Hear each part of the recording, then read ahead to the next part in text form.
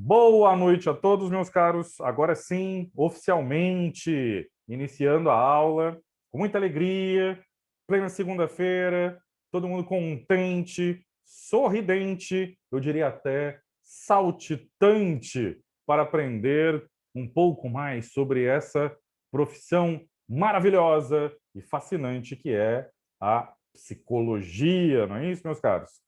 Comigo, vocês vão ver hoje uma questão bem interessante e muito importante: a distinção entre dois modelos de estudo dos fenômenos psicológicos.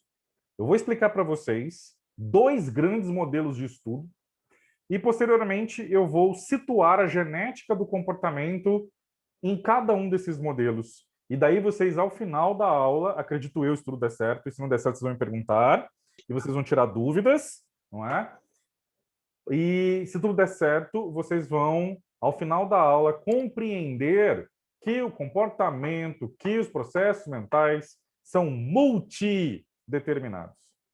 Ou seja, são resultado da interação dos organismos com o ambiente e essa interação se dá através do sistema nervoso. E o sistema nervoso, por sua vez, é o resultado tanto de uma formulação, digamos assim, né? Formulação não, uma estrutura, quanto de um conjunto de funções. A estrutura é a anatomia do sistema nervoso, o conjunto de funções é a fisiologia do sistema nervoso. E a partir do momento em que há interação com o ambiente, nós temos em cena o comportamento ou os processos ditos mentais.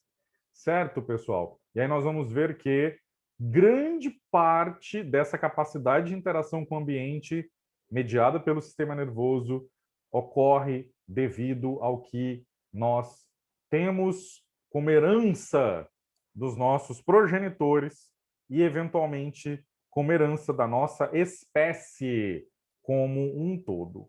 Aí por isso que eu tenho insistido com vocês na discussão sobre a genética do comportamento, por isso que vocês têm essa disciplina logo no primeiro período do curso. Tá certo, pessoal? Então vamos aqui em frente, estou vendo algumas pessoas apresentando algumas informações aqui no chat. São informações, na verdade, saudações, né? Agradeço a todos vocês que me saudaram. Boa noite a vocês. Obrigado. Então, meus caros, olha só. Tem duas maneiras ou dois modelos.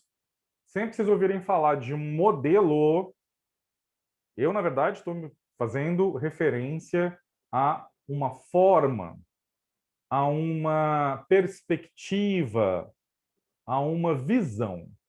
Então, existem dois modelos de estudo dos fenômenos psicológicos, basicamente falando, são duas perspectivas, são duas formas de se estudar os chamados fenômenos psicológicos. E aí, meus caros estudantes de psicologia do primeiro período, psicologia, vocês vão se lembrar, é a ciência que estuda os processos mentais e o comportamento. Essa definição é uma definição genérica. Ela tem a incrível propriedade de irritar muitos psicólogos. Porque, como vocês vão aprender lá na própria disciplina de introdução à psicologia, nas aulas de quartas-feiras, né? A psicologia, ela não é uma ciência, vamos dizer assim, que apresenta uma forma ou uma perspectiva unificada. A psicologia, ela se apresenta subdividida em escolas de pensamento ou abordagens, né? Eu particularmente considero que vocês, como estudantes, têm que ser promíscuos. Olha lá, gente, que eu estou falando. Essa promiscuidade é uma promiscuidade intelectual. Olha lá. Vocês vão sair por aí, a professora Cláudia falou que a gente tem que ser promíscuo. Não. Promíscuos intelectualmente, ou seja, vocês têm de flertar com todas as escolas de pensamento. Todas. Hoje eu estou estudando a psicanálise. Flerte com a psicanálise. Se permita um date com a psicanálise. Vá passear com a psicanálise. Aí, na outra aula, você vai conhecer a fenomenologia. Traia a psicanálise com a fenomenologia sem pudor. Vá lá. Flerte com a fenomenologia também. Você está conhecendo. Aí no dia seguinte, o behaviorismo, a análise do comportamento, aí no outro dia o cognitivismo, aí no outro dia o humanismo, né? Uma miríade de formas de pensamento. Por que eu estou falando isso? Gente, não se deixe levar por paixões transitórias. Eu costumo dizer, inclusive, que nós não devemos nos apaixonar por ideias. Nós devemos nos apaixonar por pessoas. Ame uma pessoa, não uma ideia. Grande parte dos maiores desastres da história da humanidade aconteceram com pessoas que eram apaixonadas por ideias, que amavam ideias. E quem ama ideias despreza a realidade, despreza as pessoas, não é? Então, tirando esse lado mais filosófico, digamos assim, a minha sugestão é de que vocês conheçam cada uma das escolas de pensamento da psicologia. Cada uma delas apresenta ideias fascinantes e, ao mesmo tempo, falhas na sua forma de explicar o objeto de estudo da psicologia, ou seja, os processos mentais, comportamento, as emoções e por aí vai.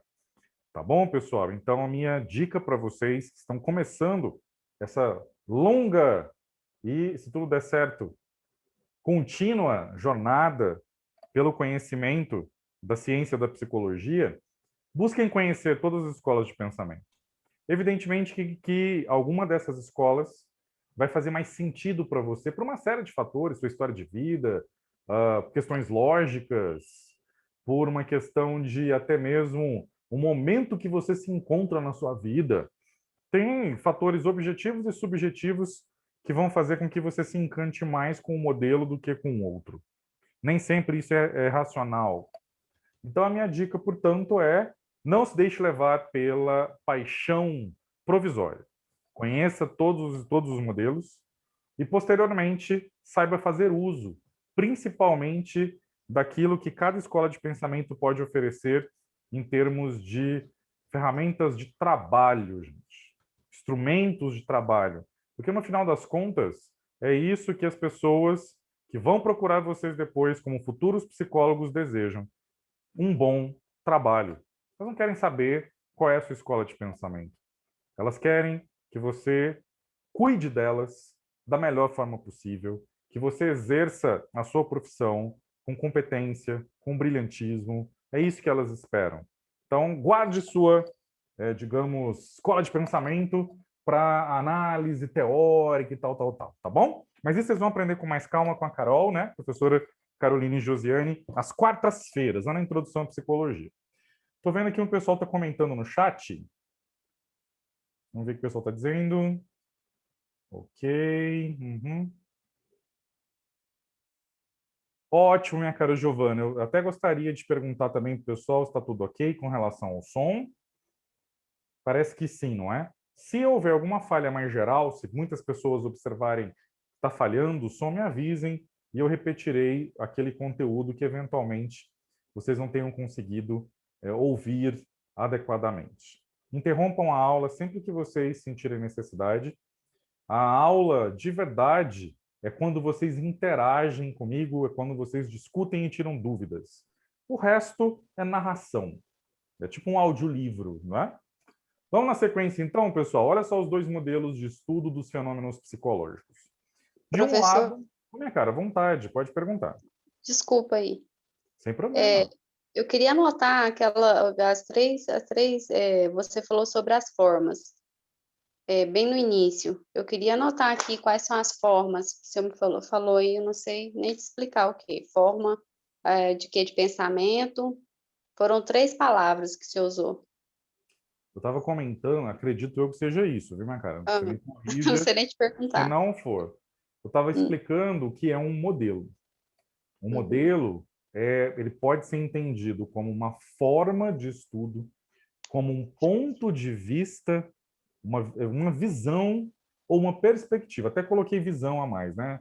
Na primeira vez que uhum, eu falei, como você disse, eu citei 3 palavras. Eu uhum, citei uma forma, eu uhum, citei uma perspectiva, eu citei um uhum, ponto de vista. Aí você pode até acrescentar uma visão. Isso é um modelo. O uhum, modelo é uma forma com a qual nós podemos estudar uma determinada coisa. Esse é um modelo, tá certo? Muito obrigado pela Tá sua bom. pergunta. Tá, forma, perspectiva e visão. Visão acerca de como estudar um determinado, nesse caso, fenômeno psicológico. Por Tá exemplo, o certo. pensamento, a linguagem, a emoção e por aí vai, tá? Tá Obrigado pela bom. sua pergunta. Então, Obrigada. meus caros, nós temos, então, dois modelos de estudo dos fenômenos psicológicos. De um lado, nós temos o chamado modelo unidimensional, e, por outro, nós temos o multidimensional. Ao longo da história da psicologia, o modelo unidimensional, que leva em consideração para explicar um determinado fenômeno psicológico apenas uma única dimensão, um único fator, uma única variável, utilizava essa expressão reducionismo. Olha o nome, gente. Reducionismo, ou seja, reduzir algo, no caso, a explicação, as formas de se estudar, a um conjunto pequeno, limitado, único, eventualmente. Ou seja, eu explico os fenômenos psicológicos a partir de um único fator, a partir de uma única variável, a partir de uma única dimensão. Por outro lado, existe, como eu disse para vocês, a perspectiva segundo a qual os fenômenos psicológicos só podem ser apreendidos se levarmos em consideração múltiplas dimensões, múltiplos fatores, diversas variáveis. Essa perspectiva, ao longo da história da psicologia, ganhou o nome de holismo. A palavra grega holos significa todo. Algo que é completo, todo, né? Então, o que é o holismo? É a perspectiva multidimensional. Ela leva em consideração uma amplitude de variáveis, fatores ou dimensões. Já a unidimensional, ela é reducionista, ou seja, ela foca em um conjunto pequeno de fatores, variáveis, dimensões, e muitas vezes em apenas uma única dimensão, fator ou variável. Vamos observar ao final da aula, perdão, ao longo da aula, qual dessas perspectivas é considerada atualmente a perspectiva mais apropriada à luz da evolução dos estudos na psicologia. Tá bom, gente? Até aqui alguma dúvida, alguma pergunta? Vou dar um exemplo, né, para ficar mais fácil de vocês compreenderem. Vou falar, a título de exemplificação, de um transtorno mental e de comportamento que vocês estudarão com mais detalhes a partir, se eu não me engano, do 6º período na disciplina de Psicopatologia 1, a chamada esquizofrenia. A esquizofrenia é um transtorno mental e de comportamento caracterizado por um determinado conjunto de sintomas, sendo que os sintomas mais característicos do transtorno seriam os chamados sintomas positivos e os chamados sintomas negativos.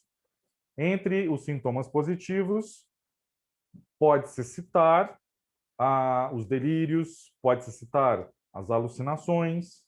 Entre os sintomas negativos, pode-se citar, por exemplo, o embotamento afetivo, o distanciamento social. Gente, esse distanciamento social aí é psicopatológico. Tudo bem que o distanciamento social, que vocês estão vendo aí no dia a dia, também está produzindo muita psicopatologia e ainda vai produzir bastante psicopatologia. Seres humanos são seres sociais. A partir do momento em que nós privamos as pessoas do contato com outras pessoas, isso pode não, já tem trazido toda uma série de problemas, né? Aí o pessoal comenta assim, mas tem a tecnologia que nos permite, né, estar perto estando longe. Falso. Você não engana seu cérebro assim. Conscientemente, muita gente até acha que se engana, não é? Mas não. As pessoas, elas precisam de proximidade. Vocês vão aprender um pouco mais sobre isso, até mesmo aqui na genética do comportamento e posteriormente em outras disciplinas. Eu observei que uma colega levantou a mão virtualmente para perguntar. Minha cara, fique à vontade para fazer sua pergunta, por favor. Desculpa, eu esqueci de ligar o microfone. O que é psicopatologia?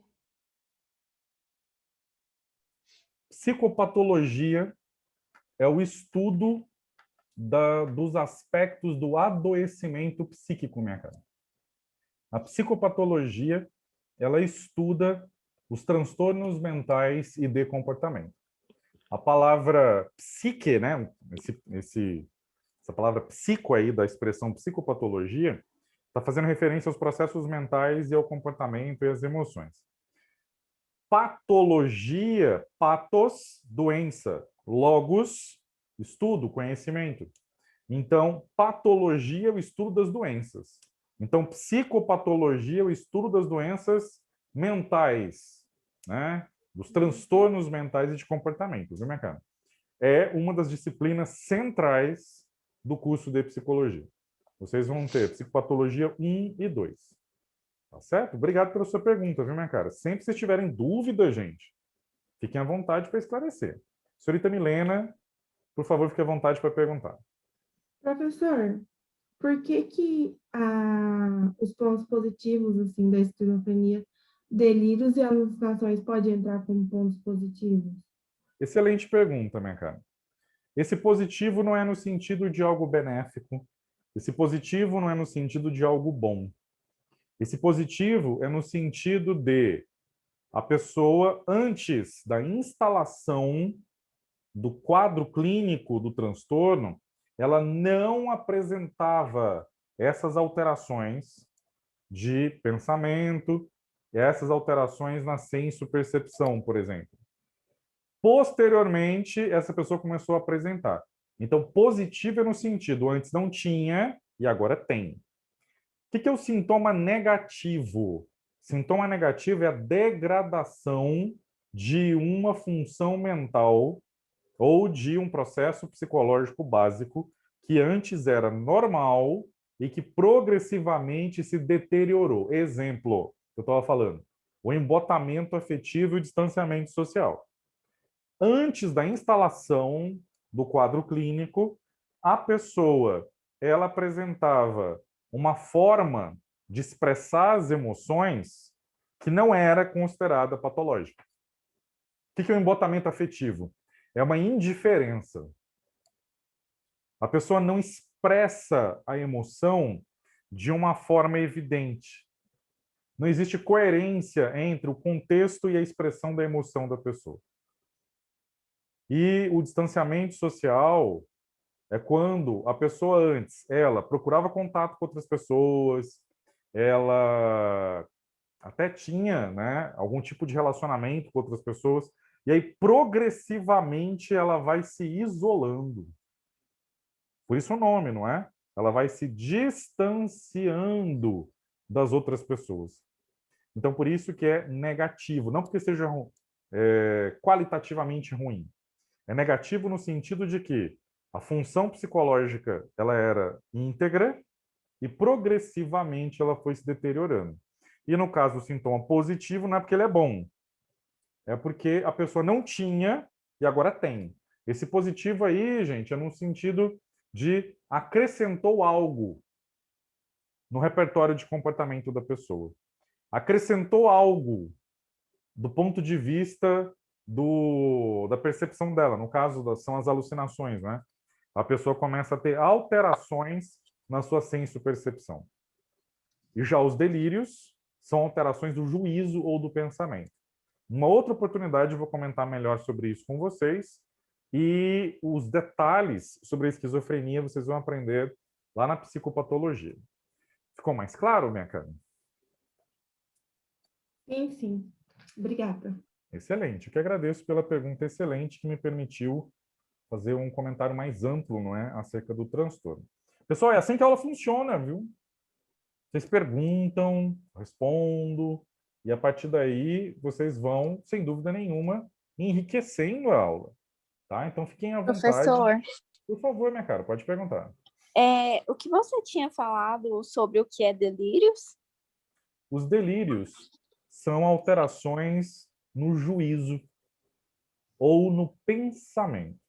Ou seja, vocês vão aprender posteriormente as funções psicológicas básicas, as funções mentais primordiais e essenciais, que hoje em dia tem uma denominação de processos cognitivos básicos. E dentre esses processos cognitivos básicos, que seriam essas funções mentais básicas, nós temos a função do juízo ou do pensamento. Essa função é que nos permite dar sentido às nossas experiências. Nós vamos interpretar as nossas experiências, mas não da forma como nós fazemos na percepção. A interpretação que nós damos às sensações é a própria definição de percepção. É algo mais básico. O juízo, não. O juízo ou o pensamento, eles são mais elaborados. São formas realmente de compreender a experiência pela qual nós estamos passando, num determinado momento. Então, por exemplo, uma determinada pessoa está sentada em casa. Aí, de repente, ela pensa numa pessoa aleatória. Vamos fazer de conta que ela pensou numa amiga. Imediatamente, o telefone celular dessa pessoa dá um sinal de notificação. E daí, quando ela vai ver, é uma mensagem da pessoa que ela estava pensando naquele momento. E aí eu pergunto para você, minha cara, me dê uma explicação para isso. Se acontecesse com você, como é que você explica isso? Você estava pensando numa amiga. Aí, imediatamente, seu telefone tocou quando você foi ver a mensagem dessa amiga que você pensou. Como que você explica isso?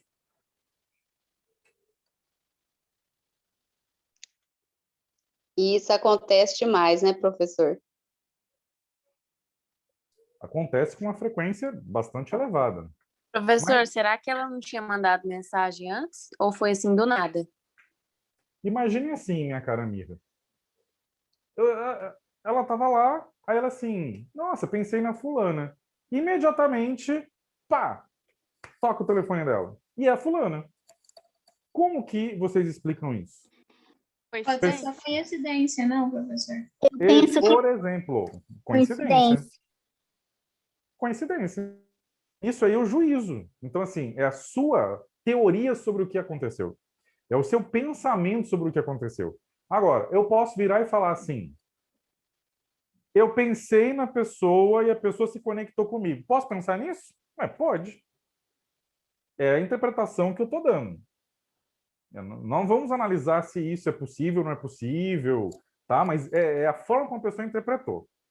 Agora, olha essa forma de interpretar. Olha só.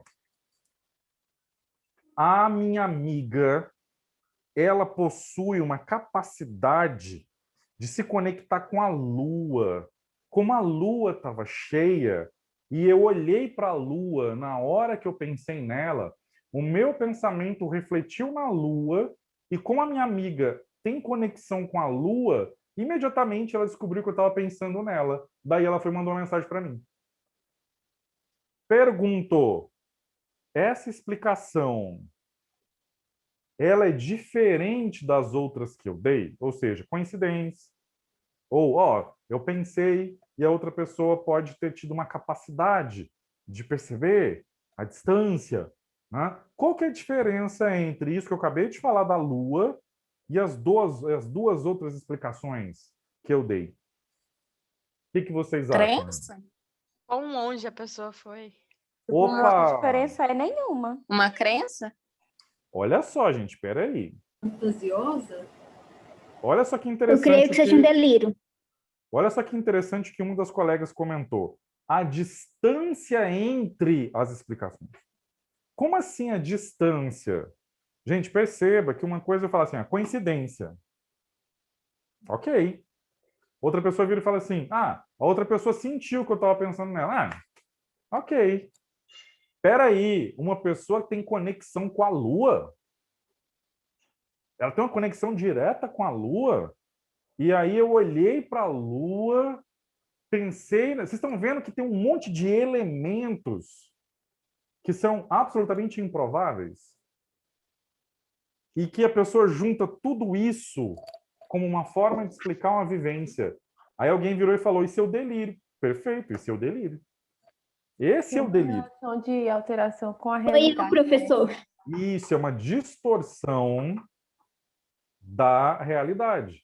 Agora, por que nós temos que ter muito cuidado com isso? Vocês perceberam que eu em nenhum momento usei a expressão normal e anormal? Eu não vou usar essa expressão para explicar algo nesse sentido. Por quê? Eu tenho que interpretar qual é, por exemplo, isso vocês vão ver na antropologia posteriormente. Eu tenho que compreender a cultura na qual aquela pessoa foi inserida. Então, por exemplo, uma pessoa que diz e fala assim, ó, a outra pessoa sentiu. Tem muita gente que atribui a isso um aspecto que é religioso. Vocês entenderam onde estou querendo chegar? Uma pessoa que... Vamos imaginar, se a gente estivesse na sala de aula real, a sala de aula real é presencial, né? Eu sempre gostei de fazer esse exemplo na sala. Eu ia olhar para uma de vocês ou para um de vocês e ia perguntar assim, olha só, eu estou ouvindo vozes. Alguém está falando comigo. Isso é algo psicopatológico ou não? Aí o pessoal discute, debate, né? E aí eu explico para as pessoas o seguinte, exatamente, depende do quê? Depende do contexto. Depende do contexto, depende dos aspectos culturais nos quais a pessoa se desenvolveu. Por que eu estou falando isso? Olha só. Imagine que eu que estou falando isso, vamos fazer de conta que eu pratique a religião espírita, por exemplo.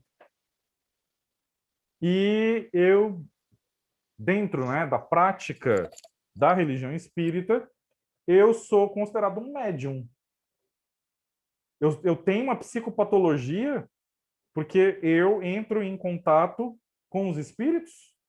Essa pessoa precisa de psicólogo, essa pessoa precisa de psiquiatra, gente. Por que ela não precisa? Porque ela está relatando algo que faz sentido dentro do contexto da cultura na qual ela se insere. Agora, eu não sou espírita. Eu não tenho nenhum vínculo com essa forma de prática religiosa. E eu viro para vocês no meio da sala de aula e falo, estou ouvindo vozes. Tem uma voz aqui que está me dizendo que você que está me olhando aí agora, você está olhando para o meu intestino. E, na verdade, o seu olho está dentro do meu intestino. Opa! Eu fome agora. Vocês entenderam a diferença? Vocês entenderam o raciocínio? É nesse sentido. Da mesma forma que eu posso dizer, estou ouvindo vozes. De fato, estou ouvindo a sua voz, estou ouvindo a voz dos colegas que estão participando. Sim, perfeitamente. Agora, se não tivesse ninguém aqui, se não tivesse com um aparelho de som ligado, uma série de fatores que têm que ser analisados e interpretados, não é? E imagine a seguinte situação. Uma pessoa que vira para você e começa a falar algo estranho. Você não está entendendo o que a pessoa está falando. Ela começa lá... Gente, se essa pessoa fizer isso no corredor da faculdade e não for um idioma conhecido por essa pessoa é poliglota, essa pessoa é bilíngue, sei lá, essa pessoa domina um outro idioma, ela está num estado forte de emoção por alguma notícia, alguma coisa, e ela está se expressando nesse idioma, gente, isso não é problema para o psicólogo. Agora, essa pessoa não sabe idioma nenhum. Opa, negócio complicado. E se essa pessoa fizer exatamente essa mesma coisa, vamos imaginar que agora o exemplo não é mais da pessoa que pertence à religião espírita, vamos imaginar uma pessoa que pertence a um determinado ramo do protestantismo, e essa pessoa está lá na igreja dela, no decorrer de um culto específico, e essa pessoa diz que está, por exemplo, falando em vozes. Qual que é a diferença entre essa pessoa no corredor da faculdade e ela lá no culto da igreja, da religião que ela pratica? A diferença é que o falar em vozes na cultura daquela pessoa faz sentido. Não é uma manifestação que destoa da realidade, vocês entenderam? Por isso, pessoal, que em nenhum momento vocês vão explicar assim. O que é o delírio? Delírio é uma interpretação distorcida da realidade. Vocês não vão dizer que é uma forma anormal, porque eu não posso dizer isso a priori. Eu tenho que analisar o contexto. Eu tenho que interpretar toda uma série de variáveis. Acaba que eu estou dando a resposta já, né, para a pergunta que eu fiz no início da aula sobre os modelos uni e multidimensional, né? Mas enfim. Então, vocês têm que ter esse cuidado. Por isso que a nossa profissão requer um conhecimento sobre as ciências sociais, um conhecimento sobre antropologia. Para quê? Para vocês entenderem as questões culturais, para vocês entenderem as questões de grupo, não é? Me parece que tem algumas pessoas querendo comentar. Tinha alguém que tinha levantado a mão e eu vi, mas eu não consegui visualizar o nome. Por favor, minha cara, à vontade. Qual foi a definição que o senhor falou para delírio? Delírio é uma interpretação distorcida da realidade. É uma alteração do juízo ou do pensamento. A alucinação, por sua vez, é uma alteração na senso-percepção. Vou dar um exemplo para ficar mais claro, para você entender. Eu vejo a fada azul. O pessoal conhece aí a história do Pinóquio, sabe de quem que eu estou falando. Gente, eu ver a fada azul é delírio ou alucinação? Alucinação. Vai que estou numa aula de teatro. Imagine que eu não estou representando, eu não faço parte de um grupo teatral, sou uma pessoa, eu estou aqui, aí eu falo para vocês, gente, estou vendo a fada azul. Não tem ninguém fantasiado de fada azul. Alucinação. Alucinação porque envolve o sentido. Eu tô vendo, gente. Eu tô vendo. Olha só o que é o delírio. A fada azul é a minha mãe. Por isso que eu a vejo.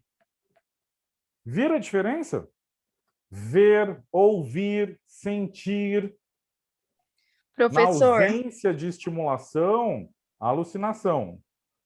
A interpretação que eu dou para a minha alucinação, nesse caso, por exemplo, né, que eu estou citando, é o delírio. Ok? Professor. Pois não. Então, alucinação seria ver algo que não existe. Sim. E eu vou até mudar essa expressão para... Você pode até guardar a sua forma, né, de comentar para você se lembrar. Mas, tecnicamente, seria algo assim, né, cara? É ver na ausência de estimulação. Os órgãos sensoriais da pessoa não estão sendo estimulados. Não, naquele momento, não há nenhum estímulo que justifique aquela visão. Por isso que a alucinação é diferente de ilusão. Na ilusão, existe uma distorção da sensação. Existe o estímulo, mas a sensação ela é distorcida. Exemplo. Todo mundo já passou por isso. Principalmente quem tem medo de determinados insetos. Faz de conta que você tem medo de um determinado inseto. Aí você e tal chegou, acendeu a luz. Na hora que você acendeu a luz, você sentiu um arrepio. Falou, não, o bicho na parede. Por uma fração de segundo, você até quis gritar, quis sair correndo, ou se você, por outro lado, resolveu atacar o bicho, né? O inseto que estava andando sorrateiramente, deslizando na sua parede. Aí, quando você acostuma a visão, você vê que é uma mancha na parede. Isso foi uma alucinação? Não. Tem estímulo? Tem. Qual que é? A mancha. Opa, então nesse caso, foi uma distorção da senso-percepção. Não foi uma total alteração. Tem um estímulo lá mesmo, tem uma mancha. Só que a mancha não é um inseto. Agora, o que seria a alucinação? Não tem mancha nenhuma na parede e a pessoa está vendo o inseto lá. Deixa eu dar um exemplo concreto. Vocês vão aprender no futuro que alguns pacientes, depois que saem de, por exemplo, uma cirurgia na qual eles foram submetidos à anestesia geral, aquela coisa toda, alguns pacientes vão apresentar, assim que saírem, né, do estado alterado de consciência, associado à anestesia geral, algumas dessas pessoas vão relatar, por exemplo, que tem formiga andando na parede, uma fila de formiga andando na parede, tem aranha andando na perna delas. Eu já vi paciente relatar que tinha cachorro no banheiro do apartamento do hospital. Isso é alucinação. Não tem nada disso, não tem aranha, não tem formiga, muito menos cachorro. É uma alucinação. Tá certo? Estou vendo aqui algumas Professor, perguntas mas no isso é chat. por conta da anestesia, não é? Sim. São tá. algumas alterações no sistema nervoso que levam a esse processo. Bom, vamos ver aqui o que o pessoal está comentando. Professor, só uma pergunta. Por que o senhor deu o exemplo de esquizofrenia para o estudo unidimensional? Justamente por aquilo que eu vou comentar daqui a pouquinho, viu, minha cara? Ah, tá. Só Desculpa. mais um instante, que aí você vai entender por quê, tá? Porque justamente a esquizofrenia não pode ser compreendida apenas a partir de uma dimensão, mas historicamente já se tentou fazer isso. Então, por isso que eu trouxe como exemplo. Daqui a pouquinho você vai entender melhor, tá? Tá bom. Professor, Pois não, minha cara, pode perguntar. sim, obrigada.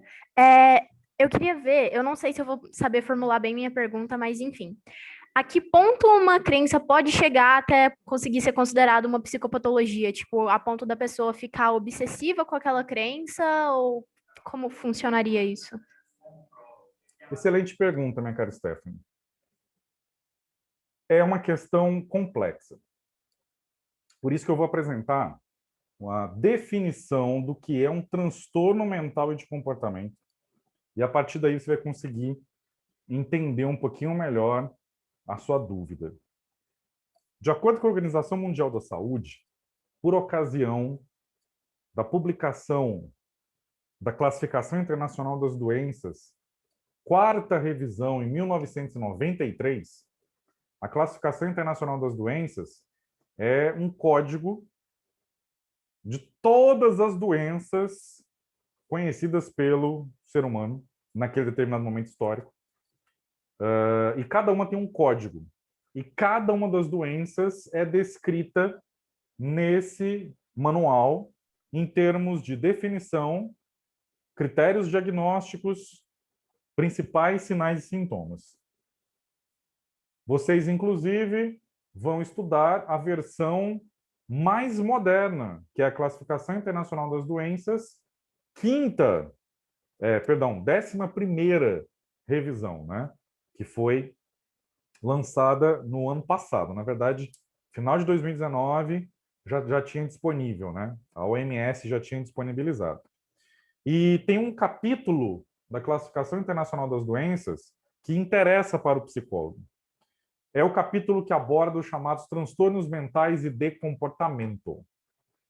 Todo mundo que já foi ao médico e o médico pediu um exame, o que vocês observam que tem lá na guia do exame? Não tem um campo escrito CID? C e D? E aí o médico coloca uma letra seguida de alguns números? Então, isso aí é o código daquela doença na Classificação Internacional das Doenças. Se você pegar um exame seu antigo aí qualquer e olhar lá, CID, e pegar o código, e você procurar na CID-10, no caso, atualmente na CID-11, você vai ver qual é o diagnóstico que o médico fez de você.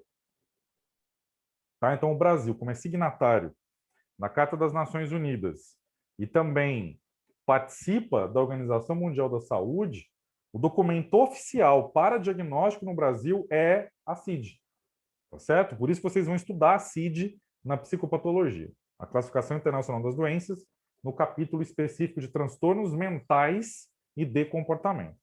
Mas, enfim, isso depois vocês vão estudar com calma.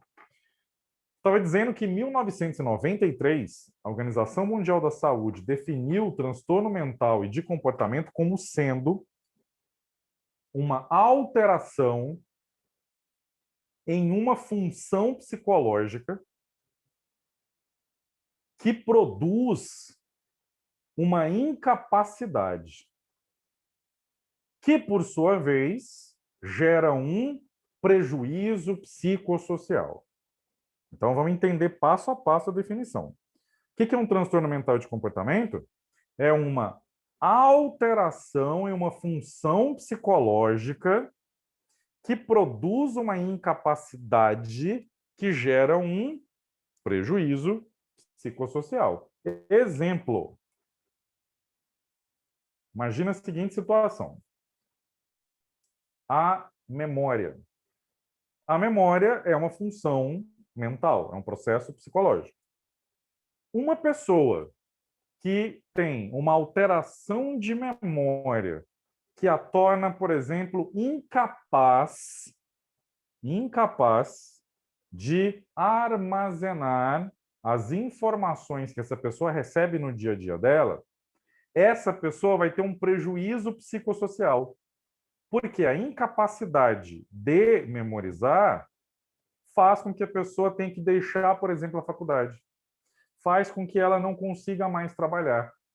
Não conseguindo mais trabalhar, a pessoa tem um prejuízo na esfera da... Vamos imaginar que essa pessoa é uma das responsáveis pela manutenção da casa dela, da família dela.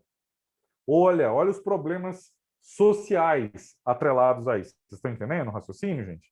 Então, o que é um transtorno mental e de comportamento? É uma alteração em algum processo psicológico que produz uma incapacidade que gera um prejuízo psicossocial. Agora, vamos lá na sua pergunta específica. Se eu tiver uma crença,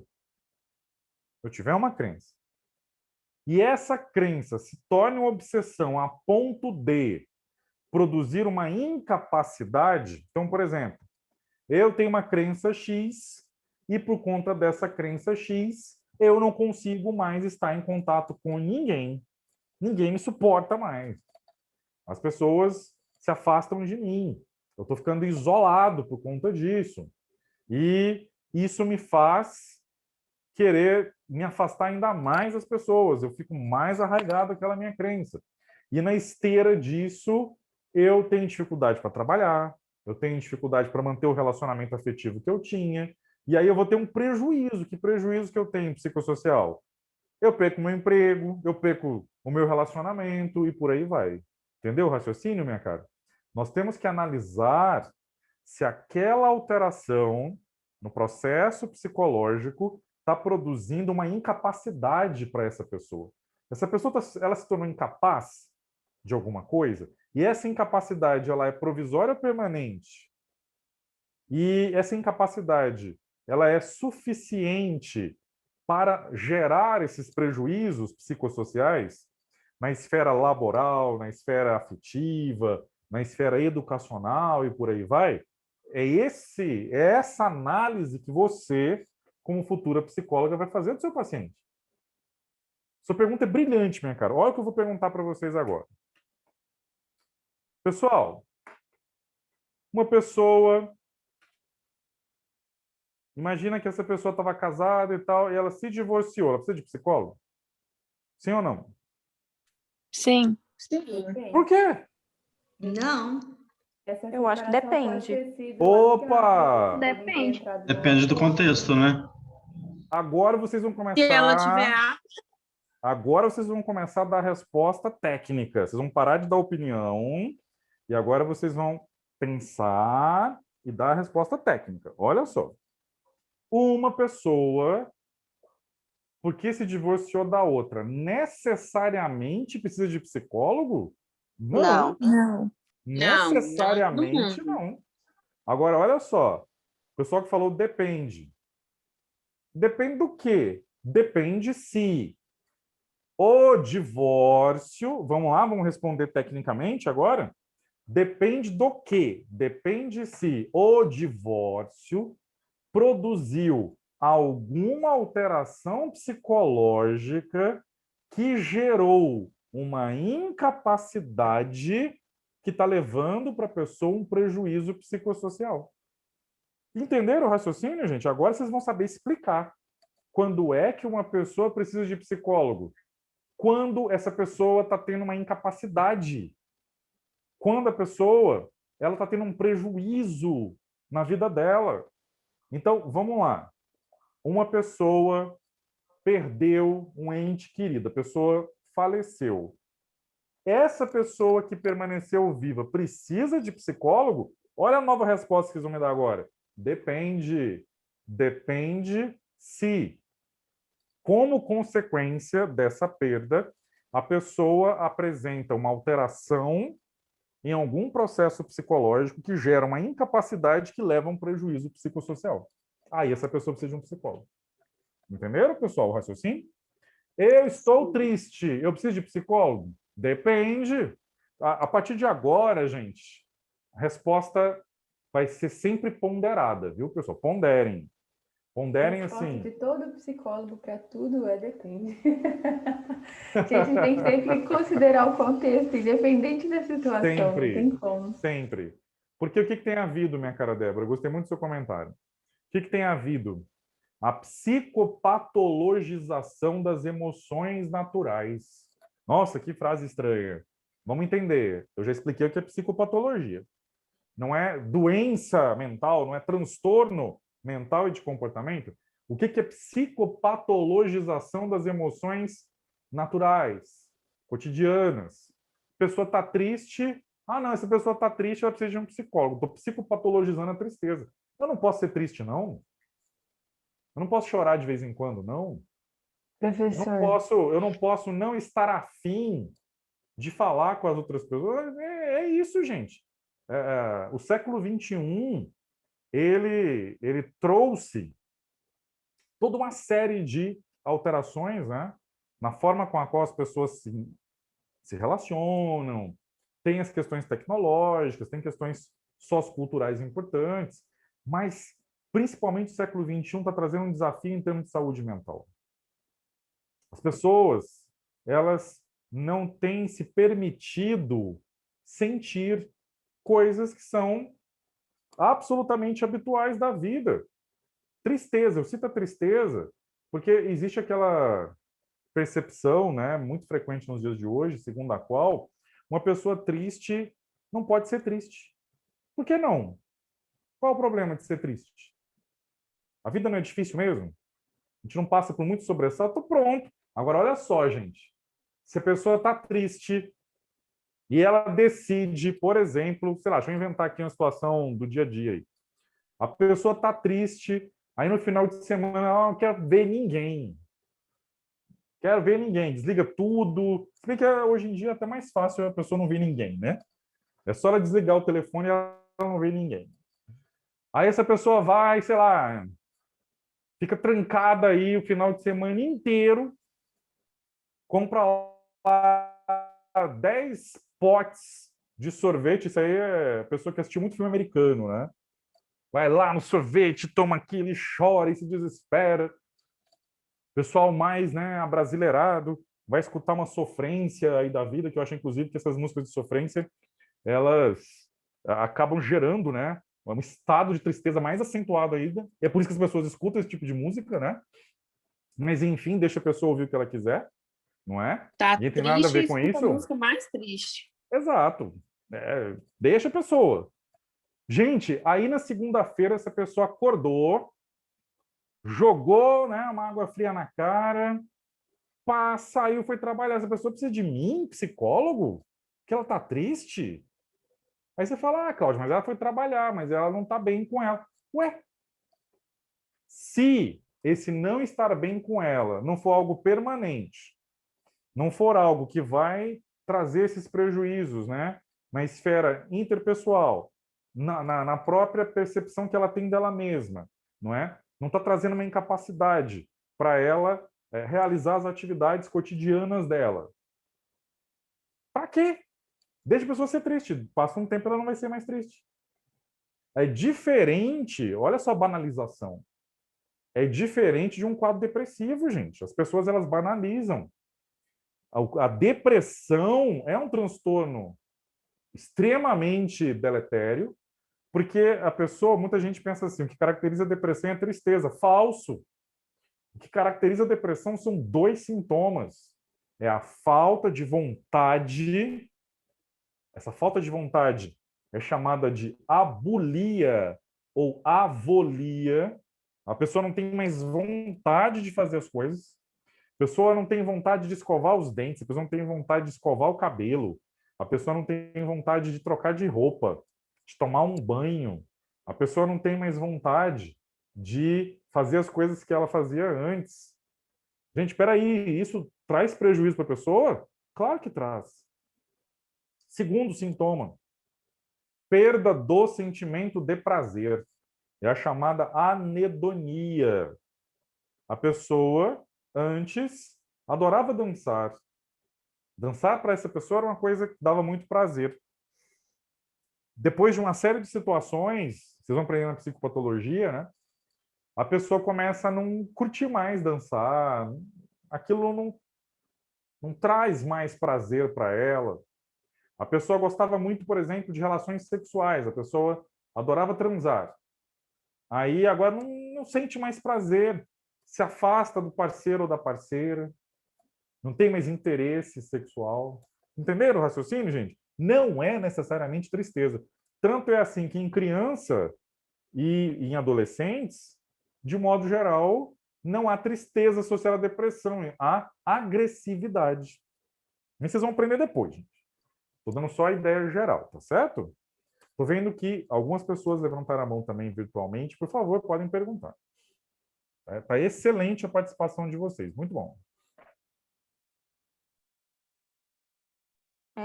Professor, eu queria fazer um comentário sobre um filme chamado Divertidamente. Tipo, lá mostra na cabeça da menina lá que tem a alegria, a tristeza, a raiva, o nojo. E a alegria sempre queria ficar distanciando a tristeza, queria isolar ela. Aí, inclusive, chega no momento do filme que tem um elefantinho lá, que ele tá meio triste, que é um personagem, né? E a alegria vai tentar fazer de tudo para animar ele, sendo que ele não quer aquilo. Só que aí chega a tristeza, toca no ombro dele, e depois ele se sente aliviado. Então, eu acho que, às vezes, é necessário sentir um pouco de tristeza, porque aí a gente coloca para fora, se alivia e depois segue a vida, né? Excelente, minha cara. É o equilíbrio. Vocês vão aprender, né, que o equilíbrio psicológico, ele não é a constância, né? Você virar e falar assim, eu tô sempre sorridente. Não é isso. Tem certos fatos que acontecem conosco que nos entristecem, rebaixam o nosso humor, mas se esse rebaixamento do humor não for suficiente para nos tornar incapazes e, portanto, para gerar o prejuízo, não é necessária uma intervenção específica. Não há necessidade. Só que qual que é o grande problema, minha cara? As pessoas, cada vez mais, elas não conseguem lidar com os próprios sentimentos, com as próprias emoções. Então, daqui a algum tempo, né, os futuros estudantes de psicologia dessa disciplina, nos próximos 10 anos, eu imagino eu já não vou mais falar isso. Eu já vou virar e falar assim, a pessoa está se sentindo triste, leva para o psicólogo, vou falar, leva porque essa pessoa provavelmente não sabe lidar com as emoções que ela está sentindo. E por que ela não sabe lidar? Porque a nossa cultura é uma cultura que não favorece atualmente a livre expressão das emoções. Eu estava observando, né, alguns autores comentando sobre o efeito que ficar zapeando nas redes sociais, que é o zapear, né? Zapear é aquela coisa do controle remoto de ficar mudando de canal, né? Eu adapto isso para as redes sociais. A pessoa fica lá passando o dedo, né? Fica lá olhando, a vida alheia, fulano viajou não sei para onde, o fulano tá comendo uma coisa bacana, a ciclana tá com um namorado bacana, fulano foi para onde, não sei o quê, blá, blá, blá, blá, blá. Todo mundo legal pra caramba, todo mundo assim, blá, blá, blá, blá, blá, blá. Tem gente que acha que, poxa, eu acordei assim, tô me sentindo um lixo, minha casa tá uma bagunça, faz tempo que eu não consigo viajar, e pá, aí eu olho lá na minha rede social e eu me sinto ainda pior, porque eu vejo, tá vendo? Ó, todo mundo aí tá fazendo as coisas e eu não tô. Falso, mas absolutamente falso. Absolutamente falso. As pessoas estão confundindo trechos da vida. Pessoal, eu fiz muito desse exercício com pacientes, né? A pessoa chegava para mim e falava assim: minha vida é um desastre, minha vida não presta, não tem nada de bom. Aí fomos analisar passo a passo, uma semana na vida, né, do paciente ou da paciente, e a pessoa se surpreende depois dessa análise. Sabe por que ela se surpreende? Ela se surpreende quando ela descobre que ela não teve 24 horas de sofrimento ininterrupto durante, né, cada dia da semana. Ela vê que, olha, é mesmo, ó, teve um dia que nessa hora aqui eu recebi a ligação de uma pessoa que eu gosto. E hoje em dia uma pessoa ligar para outra é sinal de que gosta pra caramba, né? Não foi só coisa ruim no trabalho, não foi só coisa chata na rua. Vocês estão vendo onde eu estou querendo chegar, gente? Se a pessoa recortar qualquer vida, se eu escolher um de vocês ao acaso e pegar, pensar momentos da sua vida, gente, eu monto uma rede social da mais pura alegria. Mas eu também posso pensar momentos da sua vida que eu vou criar a rede social das lágrimas. Estão entendendo onde eu quero chegar? Que a nossa vida ela tem essas vicissitudes, esses altos e baixos. Só que as pessoas não estão sendo... elas não estão conseguindo lidar com essas vicissitudes, ou seja, com essas oscilações na vida. Sendo que a vida é basicamente lidar com isso, né? Cotidianamente. Tá certo? E esse filme é um filme muito legal. Professor. É um curso de psicologia sintético. Toda aquela parte sobre memória e tal, vocês vão aprender depois. Não foi por acaso que eles colocaram daquela maneira. Tem um fundamento nas neurociências, é bem bacana, tá? Vale muito a pena mesmo, é um filme bem interessante. Muito obrigado pelo seu comentário, viu, minha cara? Mas eu interrompi alguém, por favor, fique à vontade. Eu ia comentar a respeito disso que você está dizendo, sobre um termo que eu dei uma olhada, algumas pessoas falando, é a positividade tóxica. Muito se falou sobre as relações tóxicas, pessoas das quais a gente tinha que se afastar, situações das quais a gente tinha que se afastar, sentimentos que a gente tinha que bloquear, o pensar positivo sempre, espantar situações incômodas. E aí surgiu o problema da positividade tóxica, onde eu me afasto de tudo e todos que me causam qualquer tipo de sentimento contrário à alegria e à felicidade. E era isso que eu ia comentar. Que as pessoas têm chamado isso que você disse de positividade tóxica. Excelente, minha cara Débora, muito obrigado. Eu não conhecia esse termo, né? Pessoas, elas têm realmente criado bastante nomenclatura e tal. Eu chamaria isso de equilíbrio. Eu descobri esse termo, eu escrevi um livro recentemente, e aí nas minhas pesquisas, na escrita desse livro, eu descobri esse termo. O seu livro é sobre o quê, minha cara? Eu escrevi um livro para mulheres tentantes. O título do meu livro é Luto por Alguém que Não Existe, o Diário de uma Tentante. Tentantes são aquelas que tentam engravidar e não conseguem ou não podem por alguma razão. Olha que fascinante, minha cara Débora. Isso é uma coisa muito interessante. É uma forma de tratar de questões que são extremamente sensíveis e delicadas. A questão da maternidade, não é? Sobretudo quando a pessoa tem o desejo profundo pela maternidade, mas não logra êxito. Então, parabéns pela sua iniciativa, que coisa boa. É muito bom que as pessoas escrevam. É uma das coisas mais legais que eu acho do século XXI, a gente só fala mal, né? Vamos falar também do lado interessante. É a possibilidade da difusão da informação.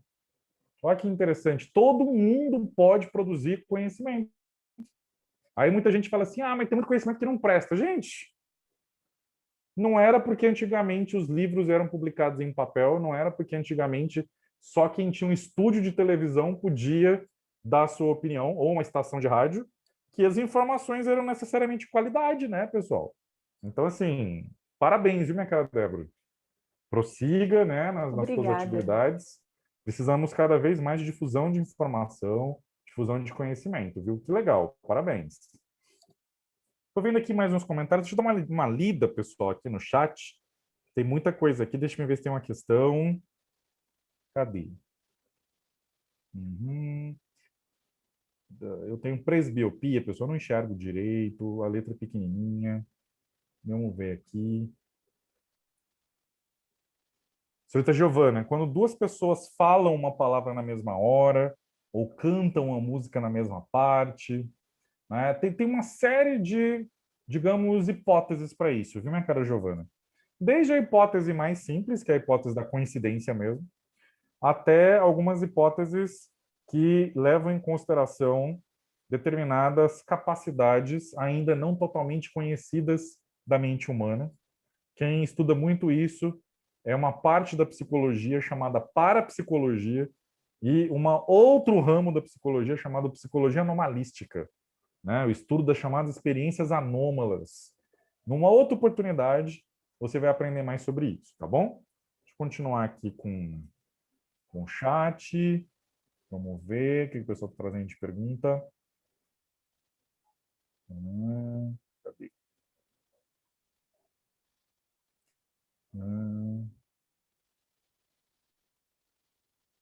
Normalmente, você, se a pessoa escuta, não.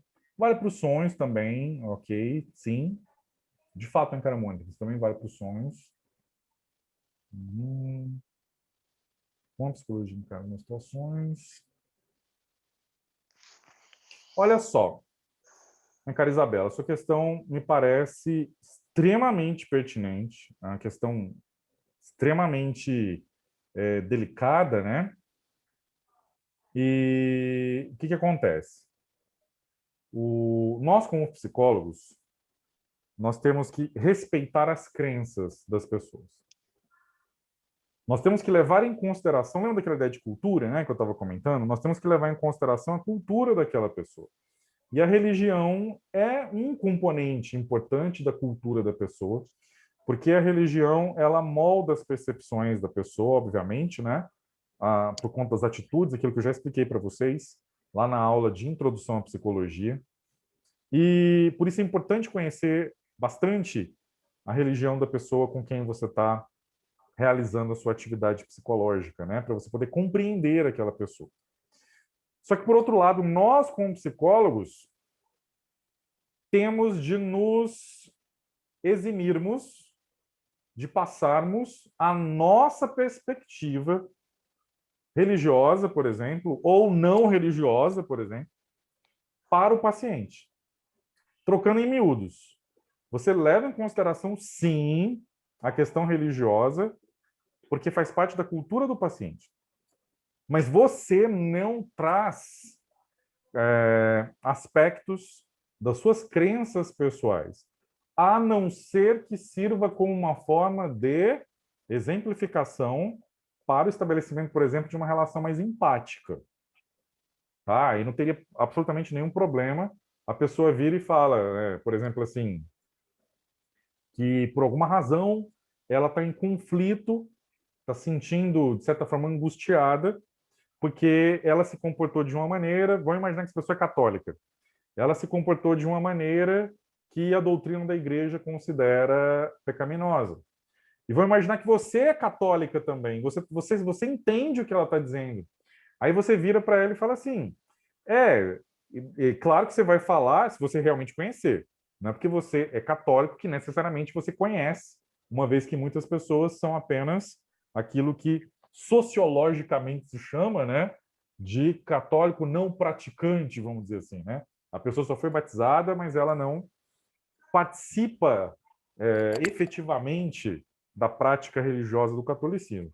A pessoa nem conhece a doutrina da igreja, enfim. Mas se você conhece, você pode compartilhar, você pode conversar com essa pessoa a partir desse ponto de referência em comum. Ambos conhecem. Tá, você não é católico, mas você conhece a Bíblia, por exemplo.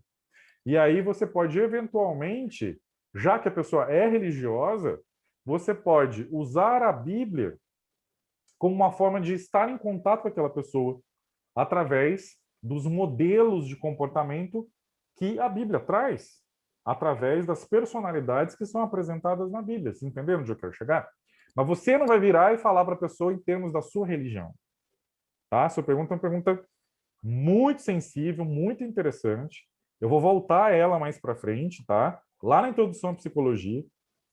E por isso eu não vou me estender mais, tá, minha cara? Mas eu queria agradecer por você ter compartilhado, né, especificamente essa questão. Muito obrigado, tá? Vamos ver aqui mais uma informação para eu seguir em frente.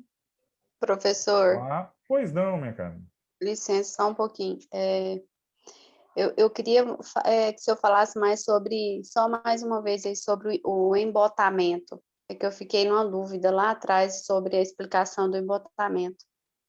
Certo. O embotamento afetivo, minha cara,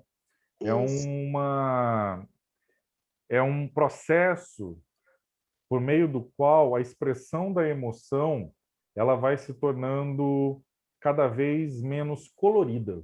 Ou seja, a pessoa vai perdendo a capacidade de modular a expressão dela de acordo com o contexto que ela está vivenciando, de acordo com o que ela está ouvindo, de acordo com o interlocutor. Vocês, se tudo der certo, tomara que seja possível, né? Vocês terem a oportunidade de conhecer pessoas portadoras de esquizofrenia durante os estágios de vocês, particularmente no CAPS, né?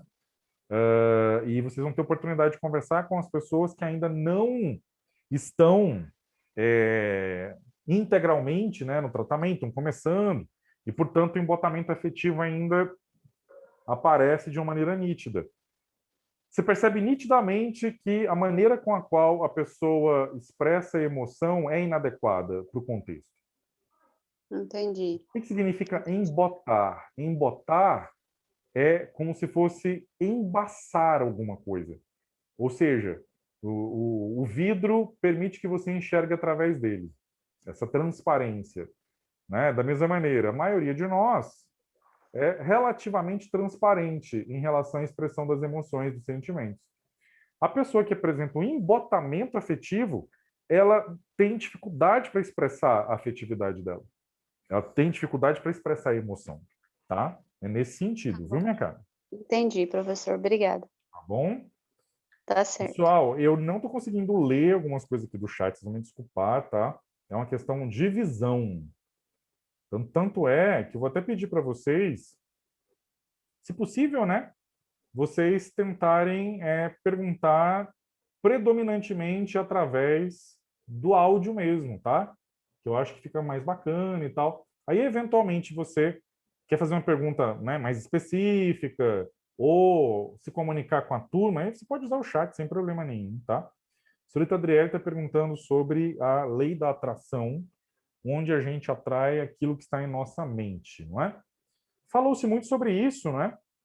Nos últimos anos, teve um livro específico falando sobre o assunto, depois teve um filme, né, bastante assistido.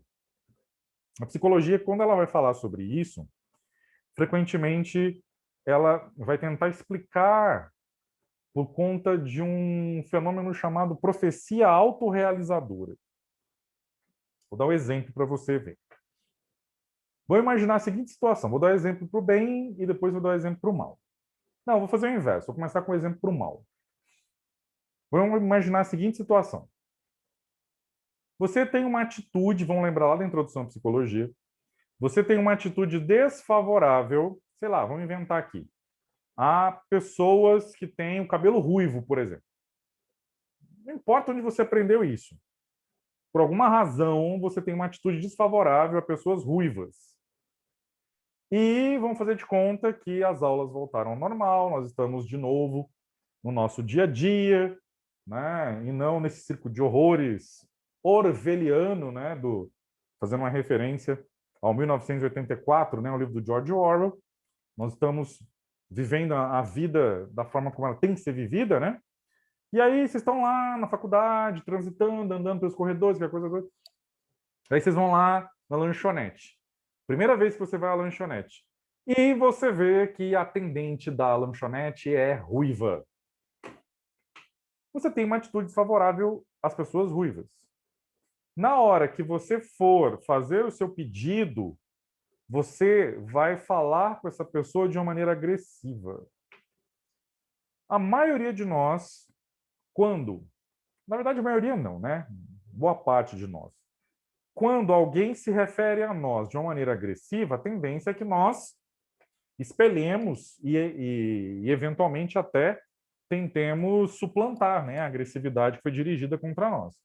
Aí a atendente te dá uma má resposta, ou te olha com um olhar, né, mais duro. Imediatamente você confirma o seu preconceito de que gente ruiva não presta mesmo. Esse pessoal, aí você já começa a criar toda uma justificativa na sua mente. Aí a moça vem, coloca, né, o seu lanche sobre a mesa, você responde de uma maneira ainda mais grosseira, ela reage e daqui a pouquinho vocês estão gritando aos berros. Aí você sai dali e diz assim, tá vendo? Gente ruiva não presta. Eu que não quero conviver com esse povo é ruim, bababá, bababá, bababá. Ué, quem produziu esse cenário? Você mesmo. Por isso que é uma profecia autorrealizadora.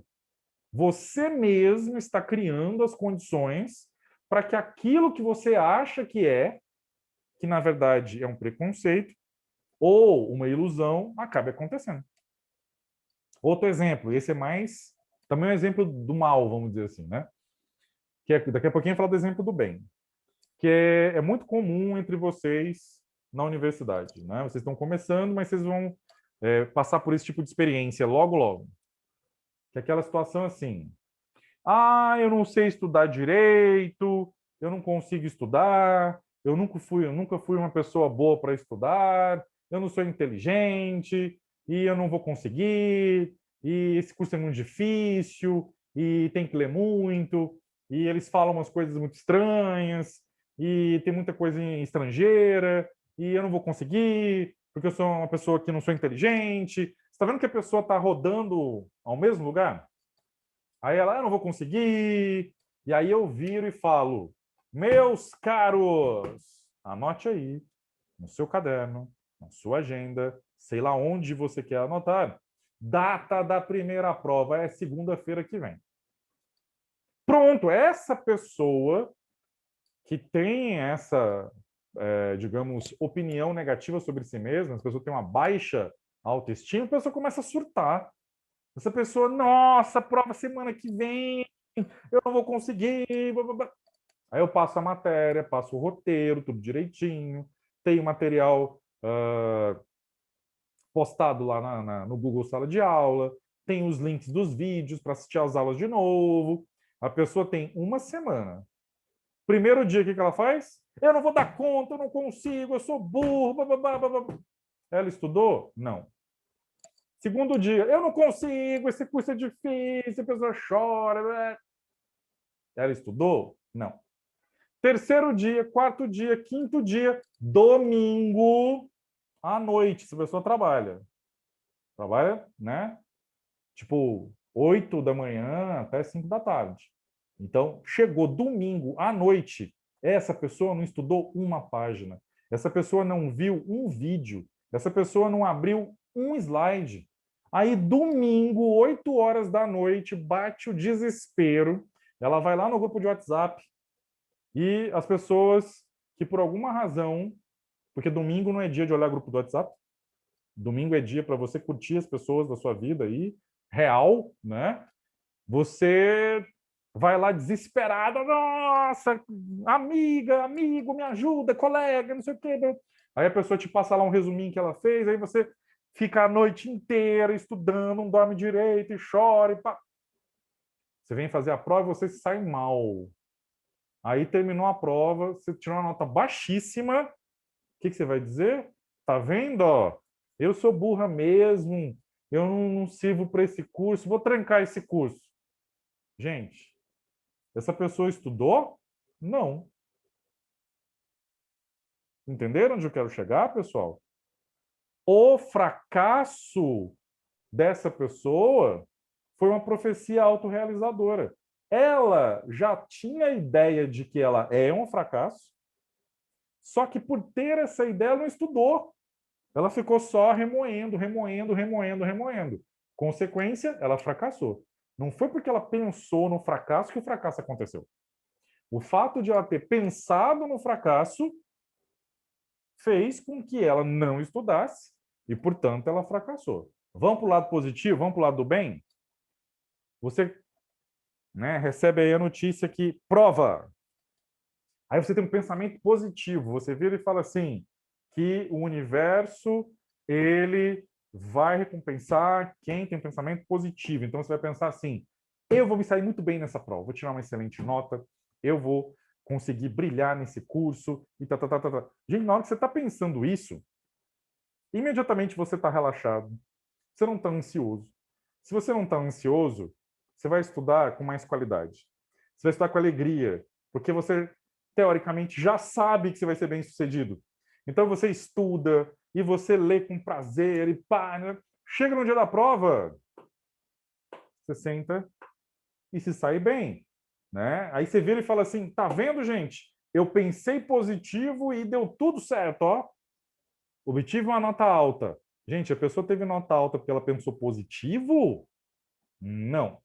Ela pensou positivo e isso favoreceu ela estudar. Ela teve uma nota alta porque ela estudou.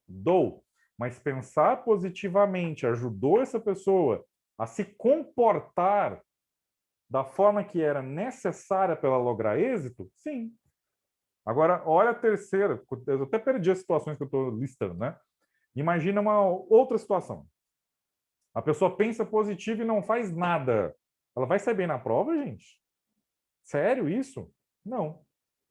Não vai. Ela pode pensar mega positivo. Tem exceções, né, gente? Vou citar uma exceção rápida para vocês aí. 25, 26 anos atrás, quando eu fazia psicologia na graduação, eu e as minhas amigas estudamos pra caramba para uma prova de uma disciplina específica. Estudamos. Aquela coisa toda. E chegamos bem preparados e tal. Aí a professora foi... minto. Antes da professora chegar, a gente estava lá, né? Conversando sobre outras coisas. De repente chegou um colega, assim... Toda turma tem uma pessoa assim, né? O famoso paraquedista. Pessoa que nunca está lá e nunca sabe o que está acontecendo. Na minha época não tinha grupo de WhatsApp, né? Então não tinha como a pessoa nem saber. Aí a pessoa chegou lá, e aí, gente, o que vocês estão aí com a carteira arrumada e tal? Uai, hoje é prova. Não, que isso? Qual que é a matéria, gente? Me passa aí. Desespero, aquela coisa toda. Daí ele virou, pegou o livro emprestado lá de uma guria, e aí ele abriu e é essa página aqui que eu vou estudar. E a gente, passamos aí quase uma semana se matando, estudando. Ele vai pegar uma página. E, mas enfim, né? Deixa ele. Foi lá, gente. O menino ficou, sabe, tipo, recitando a página. Encostou num cantinho ali, meia hora ele decorou. Aí chegou o professor. Pá, prova. Desastre, gente, total. Por quê? A prova foi mal elaborada. A professora não soube abordar todo o conteúdo da matéria de maneira equilibrada, né? E nós que estudamos tudo nos demos mausaço. Saímos muito mal. A prova praticamente inteira era baseada na página que o meu colega estudou. Olha só que coisa. Ele não se saiu muito bem, mas ele saiu melhor que nós. Por quê? Porque a prova foi mal elaborada. E aí, o que acontece, gente? Isso às vezes acontece. Vocês vão ver na universidade e ao longo da vida de vocês que nem sempre a avaliação ela mensura adequadamente a sua capacidade e principalmente seu conhecimento. Então, nesse caso, imagina que se ele virou depois, deve ter pensado assim, hipótese, que não conversamos sobre isso. Mas imagina que ele comentou assim, nossa, eu tive um pensamento super positivo, eu pensei que tudo ia dar certo e tudo deu certo. Não, gente, nesse caso foi pura coincidência, né? Pura coincidência. O pensamento positivo, ele favorece na medida que te acalma, na medida em que te possibilita focar naquilo que tem que ser feito. Eu estou falando do ponto de vista psicológico, gente. Na dimensão espiritual, na dimensão mística, aí tem outros esquemas, tem outras possibilidades, mas isso não é do ponto de vista psicológico, tá bom? Não sei se eu respondi sua pergunta, minha cara, não sei se era exatamente isso que eu entendi, né, que você perguntou, mas do ponto de vista psicológico seria isso, viu? O pensamento positivo atrai coisa boa? Sim, como? Permitindo que você se comporte no sentido de realizar as coisas boas. Mas não necessariamente você tem um wishful thinking, né? Tem aquele desejo e ele acontece, né? Não seria isso, tá bom? Obrigado pela sua pergunta, viu, minha cara? E curiosamente, olha que interessante, eu não saí da primeira frase da aula. Fantástico. A aula foi muito melhor do que o que eu tinha planejado. E eu queria muito agradecer a vocês por esse espírito acadêmico, né? O que é o espírito acadêmico? É o de perguntar, é o de participar. Isso é a verdadeira aula. Essa parte eu vou passar para vocês sistematicamente, obviamente, na próxima aula, né? Estamos nos aproximando do horário final, então não faz sentido prosseguir. Deixa eu ver aqui mais algum comentário que os colegas estão fazendo. Que bom, minha cara. Fico satisfeito que tenha ficado mais claro para você, tá? Cara, Giovana, muito obrigado, viu? Obrigado. Na verdade, pessoal, foram vocês que fizeram a aula, viu? Professor. Vocês têm que parabenizar vocês mesmos, tá bom? Meu caro, fique à vontade, por favor. Professor, por gentileza, meu nome é Vanderlei e estou iniciando hoje. É a primeira aula que eu estou assistindo. Só gostaria de saber se porventura o senhor já passou algum trabalho para eu poder fazer. Seja bem-vindo ao curso, meu caro. É com grande satisfação Obrigado. que vejo mais alguém interessado nessa profissão que eu amo tanto, que é a psicologia. Que coisa boa. Seja muito bem-vindo, viu? Muito obrigado. Não, meu caro, porque a primeira aula da disciplina, ela aconteceu só na semana passada. Tá. Então essa é a segunda aula. Essa é a segunda aula, porque a primeira aula foi a recepção dos calouros. Então, não teve a minha aula. Foi justamente no horário da minha aula. Então, não teve exercício nem nada. Você vai ter que acessar, meu caro, o Google Sala de Aula. Eu vou pedir para os colegas me ajudarem nesse sentido, de passarem para você o código de acesso à turma. Aliás, deixe-me abrir aqui rapidamente tá aqui, ó. Eu mesmo vou passar para você agora, ó. Professor, minha cara, à vontade. se eu tenho um resuminho em PDF, se ele quiser, depois eu passo para ele, mas... Sim, sem problema nenhum.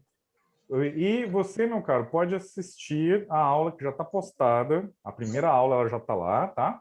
Eu vou colocar aqui no chat para você o código de acesso à sala, tá? Tá joia. Vou colocar aqui para você agora. Você sabe como acessar o Google Sala de Aula? Sim. Pronto, aí você vai utilizar esse código que eu coloquei, né, aí para você, para poder acessar a sala. E lá você vai encontrar